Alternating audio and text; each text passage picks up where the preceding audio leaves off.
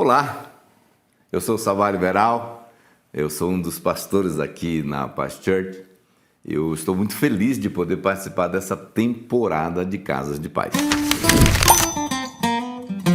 E hoje eu quero conversar com vocês sobre uma história que eu gosto muito. É uma história muito interessante e ela está registrada no livro de Atos, no capítulo 10. É a história de um homem chamado Cornélio. Acompanhe comigo. Diz assim a palavra de Deus, Atos, capítulo 10. Morava em Cesareia um homem de nome Cornélio, centurião da corte chamada Italiana, piedoso e temente a Deus com toda a sua casa e que fazia muitas esmolas ao povo e de contínuo orava a Deus. Esse homem observou claramente durante uma visão, cerca da hora 9 do dia, um anjo de Deus que se aproximou dele e lhe disse: Cornélio. Este, fixando os olhos e possuído de temor, perguntou: O que é, Senhor? E o anjo lhe disse: As tuas orações e as tuas esmolas subiram para a memória diante de Deus. Agora envia mensageiros a Jope e manda chamar Simão, que tem por sobrenome Pedro. Ele está hospedado com Simão Curtidor, cuja residência está situada à beira-mar. Logo que se retirou, o anjo que lhe falava chamou 2 dos seus domésticos e um soldado piedoso dos que estava a seu serviço. E, havendo-lhes contado tudo, enviou-os a Jope. Esse texto mostra quem era Cornélio. Eu quero falar um pouquinho desse cara, Cornélio. Cornélio era um militar, um centurião da corte chamada Italiana. Ele era responsável por pelo menos 100 soldados. Ele não era judeu, era romano. E a Bíblia diz também que ele era piedoso, um homem, numa outra tradução, de justo e temente a Deus. Ele e toda a sua casa, isso é muito interessante. E que ele fazia muitas esmolas, ou seja, ele era muito generoso, ele dava, fazia o bem para as pessoas. De contínuo ele orava, rezava, buscava a Deus. Tinha até visão de anjos, o cara não era fraco não. Ele ouviu o anjo falar com ele, pelo menos dessa vez, né? Agora, com certeza você já ouviu ou conhece pessoas que são assim, que a gente poderia dizer que são pessoas muito boas, pessoas que são amorosas, generosas, pessoas que fazem o bem, né? Pessoas que rezam, falam com Deus, são religiosos, vão para uma igreja, chamadas de gente boa, né? A gente fala, esse cara aqui é gente fina. Então, Cornélio era esse tipo de gente, esse tipo de pessoa que também tinha esse perfil religioso, o cara que fazia o bem, o cara do bem, né? Agora, o grande problema é que muitas vezes nós temos a tendência de pensar que pessoas assim, a gente fala, com certeza, pessoas assim, com esse perfil, com essa atitude, com esse comportamento, né? Essas pessoas com certeza vão para o céu quando morrer. Elas são salvas, com certeza, porque afinal de contas, são pessoas boas. Eu já vi muita gente dizendo isso. Fulano era muito bom. Com certeza, ele está no céu. Bom, vamos ver o que a Bíblia fala nessa história. Preste muita atenção no que o anjo de Deus, que foi enviado por Deus, falou para Cornélio. Ele disse assim: agora envia mensageiros a Jope e manda chamar Simão, que tem por sobrenome Pedro. Pedro, o apóstolo Pedro, estava hospedado na casa de um outro Simão, o curtidor, um cara que trabalhava com couro, devia ser um empresário, tinha uma casa bacana, e o Pedro estava lá hospedado, fazendo missão, evangelizando aquela região, aquela cidade, à beira-mar, diz a Bíblia, né? Mostra que na praia é de Deus. Agora, o Cornélio, então, chama, né, os seus empregados, os seus servos e um soldado que estava a serviço dele e manda até Jope, que era mais ou menos ali a uns 60 quilômetros em Jope, eles estavam em Cesareia, mandar buscar esse tal de Pedro que o anjo tinha falado. E ele deu o endereço tudo direitinho, né? Colocaram no Google Maps e saíram para lá. Agora, deixa eu te falar, porque daqui a pouquinho você vai entender por que era muito importante ir chamar Pedro. Você vai entender. O texto bíblico segue explicando o seguinte: lá na casa onde Pedro estava hospedado, na beira-mar, na casa desse Simão Curtidor, Pedro estava ali aguardando o almoço sair e ele subiu, diz a Bíblia, para um certo lugar e começou a orar. E aconteceu algo muito interessante enquanto Pedro orava. Ele teve uma visão. A visão era um lençol que descia do céu em sua direção e ali naquele lençol estava ou estampado, ou sei lá como é que era, mas a ideia eram animais puros e impuros para os judeus, né? Pedro é um judeu. Atos 10, 13 diz assim: quando ele viu esse lençol, ele também ouviu uma voz que dizia assim: levanta-te, Pedro, mata e come. No verso 14, Pedro diz assim: de modo nenhum, Senhor, porque jamais comi coisa alguma incomum, né? Impura. Tinha animais que era proibido para os judeus. E ele falou: isso é absurdo, não posso fazer isso. Mas pela segunda vez a voz falou de novo: ao que Deus purificou, não consideres incomum, ou não consideres comum. E ali então sucedeu por 3 vezes no versículo 16, e logo aquele objeto foi recolhido ao céu. Então Pedro ficou ali pensando, perplexo, tentando entender: cara, que visão é essa? Que parada é essa? Esse lençol com um monte de coisa que judeu não pode comer, não pode acessar.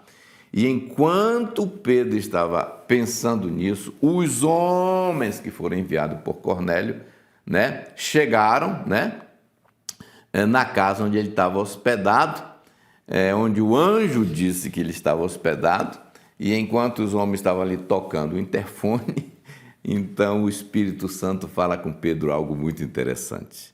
Olha o que o Espírito Santo diz para Pedro. Enquanto meditava, no verso 19, enquanto meditava, Pedro, acerca da visão, disse-lhes o Espírito: aí estão 2 homens que te procuram. Levanta-te, pois, desce e vai com eles, nada duvidando, porque eu os enviei. Agora, para encurtar a história, queridos, eu queria dizer o seguinte para vocês. No outro dia, Pedro então se prepara e vai com eles para atender o chamado de Cornélio. Ele sai de Jope e vai para Cesareia, que é uma distância a pé ali de uns 60 quilômetros. O que acontece? Enquanto isso, na casa de Cornélio, ele estava ali, se preparando, chamou os vizinhos, os amigos íntimos, toda a parentela dele, para esperar e receber esse homem de Deus, esse Pedro, que não sabia quem era, na casa dele, só sabia que o anjo tinha dado essas orientações. E de repente, chega a comitiva, chega Pedro. E é muito interessante porque quando Pedro chega na casa de Cornélio, ele encontra esse cenário. Todos ali reunidos, esperando por aquele momento. O que vai acontecer? Quem é esse Pedro? E Cornélio, como um bom religioso, tenta adorar Pedro, né? Ele se dobra, ele ajoelha na frente de Pedro e Pedro fala: não, epa, faça isso não. Pedro não aceitou a adoração, fica a dica aí, quando ele estava vivo, ele não aceitou a adoração. Então, Pedro explica também ali que para ele estar entrando na casa de um romano, de um gentil, de um não-judeu, era uma quebra de protocolo religioso.